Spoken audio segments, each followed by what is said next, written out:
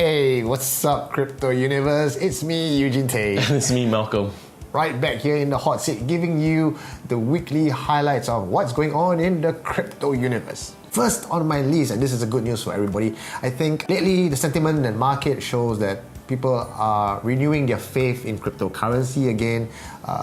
All the naysayers have sort of quieted down, and people think that really the crypto winter is likely to end not so soon, but this year. Bitcoin up to $4,000. Yeah. Wow, big news. Big news, right? One of the reasons why we think would push Bitcoin into the more favorable light is because of Binance. Binance Lite are collaborating with Australia, having Bitcoin easily purchased over the counter with 13,000 new stands. That's like walking to your mama shop or walking to 7-Eleven and just buying Bitcoin off the counter. Oh, that's pretty interesting. That. Yeah. So you can just in the end, it's like a mini OTC that you can do in any convenience store. Because in crypto, we always talk about how trying to get more people in, and really the barrier to entry for a lot of people to come in and be part of crypto, there is no real push and motivation. But when you make it really easy, to get your Bitcoin, to use Bitcoin anywhere, because they're partnered up with Travel to Go, and in Australia, you can really use your crypto and spend it, right? So real use case, real adoption, countrywide. So that is going to push Bitcoin towards that upward momentum. If you think about it, right, a lot of people who want to get the crypto but are not like super serious, they just want to buy like $50 for Bitcoin just for fun, right? Then they're not going to go to an exchange to do like KYC, wait 7 days, and then fill in like tons of forms just to buy it. I think to them it's like, it's so much hassle, right? Yeah. But if I could get it through a convenience store that I visit almost every day and says, hey, maybe today I have $10 extra, I would like to buy $10 worth of Bitcoin. Yeah. That could be very easy. That kind of accessibility makes a huge difference. So Binance is leading the charge in that direction, and the word Binance has been really in the market in the last couple of months. You can't talk about crypto and not mention Binance in that same breath. Binance has actually launched a total of 3 ICOs so far on the launchpad, and they have been really successful. All raised between 20 minutes. It's crazy. Oh, just like a throwback to the old days where an ICO hit the market and just like sold out just like that. Seller raised $4 million in 17 minutes from 3,000 investors, and their cap was about $4 million. So I think all of the caps like BitTorrent, Fetch AI, has been very decent.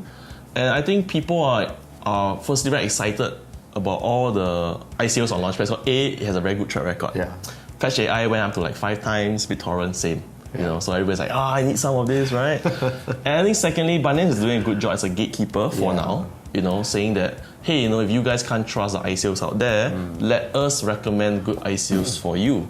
And I think although I understand they cannot be 100% certain that these guys will fulfill what they're supposed to do, but hey, at least there's some professionals behind the scenes like vetting through it for you. So this is actually the middle ground that what cryptocurrency, the community needs. Like on one hand, we do want that level of regulations, because when we say do your own due diligence and do your own research, come on, it's really right? hard, The scammers out there is going to scam you, and there's no way you can be thorough in your research they're scammers for a reason, right? So they're very good at hiding things. So if you want to be on Binance Launchpad, I'm very certain Binance, the team from Binance will scrutinize you with a fine-tooth comb. The last thing CZ wants is for Binance to raise an ICO that's not legit.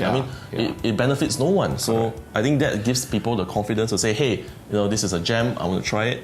And I think the most important factor is really the liquidity. The fact that you can actually start selling and buying the tokens in about a week after it closes is fantastic. You have like instant liquidity. You invest 10 Ethers, you might even take out more or take out the same amount like 1 week from now. You don't have to wait 6 months. Some level of immediate gratification, safety and security compared to ICOs where you buy, you hold on to it for 6 months, maybe 1 year before you finally get listed or listed at all.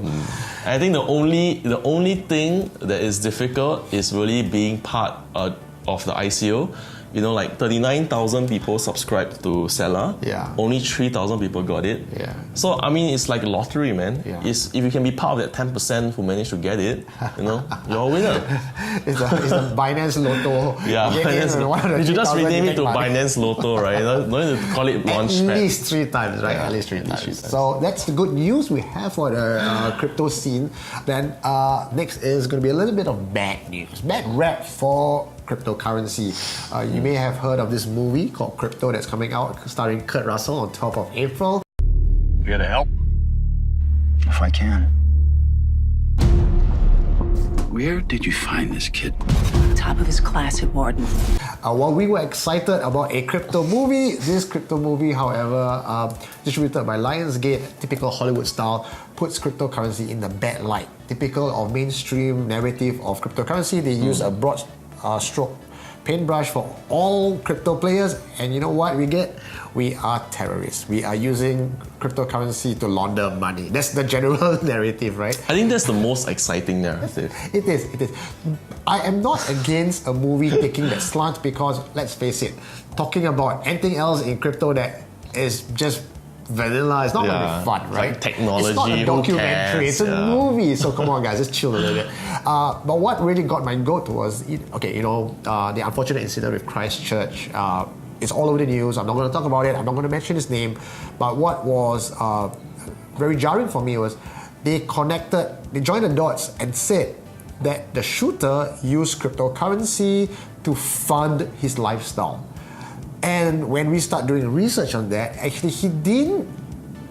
Effectively, cryptocurrency did not fund terrorism. What he did was he dabbled with cryptocurrency in the BitConnect days. You might have remembered that BitConnect, famous Ponzi scheme. Must be one of the lucky ones. One of the lucky ones, got in early, left early, took his money, gone on a trip around Asia, and that's when he started developing some extremist ideals. So cryptocurrency did not directly fund terrorism, no more than, say, selling cupcakes and making some money to go on a road trip, and therefore when a person come back and started shooting people, oh, cupcakes are evil, cupcakes fund terrorism. Ban cupcakes. Ban cupcakes. It's not like that at all. It's just that when it comes to cryptocurrency, it just gets really exciting and, people want to talk about that. Yeah, that's the fun thing, right? Bashing crypto and talking about it in a bad light. I think that's what connects people, especially those who missed out on the train or those who don't know anything about crypto. They just say, it's a scam, it's this, it's that. I totally understand. I think that's how people band together and comfort each other of why they don't understand new things. Yeah. But I think those with a broader perspective or understanding about crypto will say, will be like us. So we got the good, we got the bad, and now we got the funny. Craig Wright, he self-proclaimed Satoshi Nakamoto, founder of Bitcoin, and I don't buy it. At least he is the founder of Bitcoin SV, Satoshi's vision. In a recent Twitter post, he has claimed that if anyone was to call him a fraud, he will sue them. And guess what? That was an open invitation for everybody on Twitter to call him a fraud. Of course, he can't make good his promise. Typical of Craig Wright, shut off his mouth first before he thinks.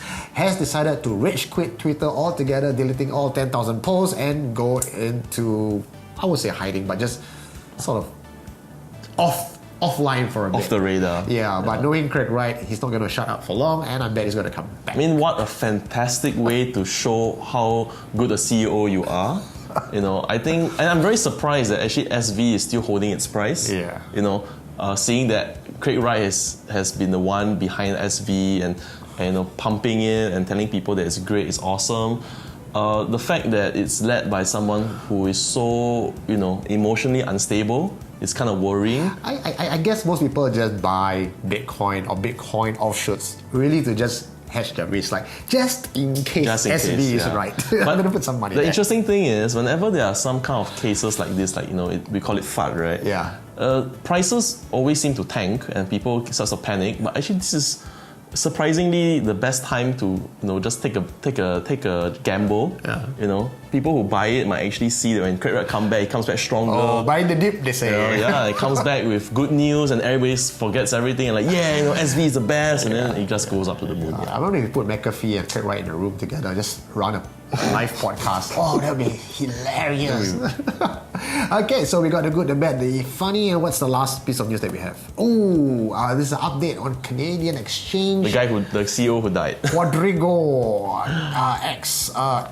Big news, CEO died. Apparently $190 million is stuck in cold storage. As it turns out, everyone was skeptical about that. And new facts have arisen from this case. In fact, on 12th of November, just about a month, less than a month before he died, he wrote a last will and testament giving all his property to his wife, and then he died and went and disappeared, right? So the narrative that the company is standing by is that, oh, the main man with the only key to all the $190 million has gone and we can't get it back. But when people start digging and the expert analysts start digging up, they realize that all these wallets that they say, the cold storage, they don't even have the funds that were supposed to be in there. In fact, they have already taken the funds out long ago. So whatever that's left is just a shell. But of course, because the CEO is dead, he's the fall guy, and well, everything you just pin on him, you say you don't know, and you're kind of safe. Yeah, I mean, end of the day, okay, I mean, I'm sure many of you guys have heard this advice, never keep your money or your crypto in an exchange. A very simple rule of, if you ever forget, this is a simple way to remember. Not your private keys, not your Bitcoin. As long as you do not hold the private keys, all right, so be it in a cold storage or in a whatever wallet you're holding, as long as you're not the owner of the private keys, you don't actually own the Bitcoin. It's actually susceptible to the exchange, to do whatever they want with it. Actually, I'm guilty as charged. Yeah. All my Bitcoin are exchanges. I mean, it's okay to keep some, all right, especially if you're a trader and you want to make some, placements or movements or buy and sell stuff. But never ever put everything into just one place, right? Yeah. Try to divide it into different exchanges. Although right now, I think the only exchange I would actually trust is Binance. So other than Binance and my cold storage, that's all I have my crypto in. We're not sponsored by Binance, by the way. We're just big fans, Yeah. So, well, that's all the news we have for you this week. If you are in town in the month of April, do check us out because we will be attending and covering two blockchain events, two very distinct blockchain events. One is meant for entry-level lifestyle millennials, people who are not yet in crypto but really want to find out what the hell is going on and to really not be bored with deep tech talk and really to look at crypto in a different light. We're going to talk more about that in the next video. Go and check us out in the link below. And there's this other event, Blockchain Life, that will be catered more for serious crypto people. For those of you who have been in the scene and now wondering what's going on, trying to make a comeback again, that event is for you as well. Check out the next video where we will be talking about that. Well, my name is Eugene Tay. And my name is Malcolm. I'll see you guys in the next video. Hello everybody, I'm Leonard. I'm here today to review Let's potato chips. $1.79 at Kroger's. Let's get this sucker open. There we are. Now, I've already had some of these, but let's see. Crispy. Thanks for doing the dishes, Leonard. Salty, not too greasy. That one's shaped like a duck. Well, I guess that's definitely a buy. That's it. Let's potato chips are good, and they're a buy. On his high as hell, and you're about to get shot.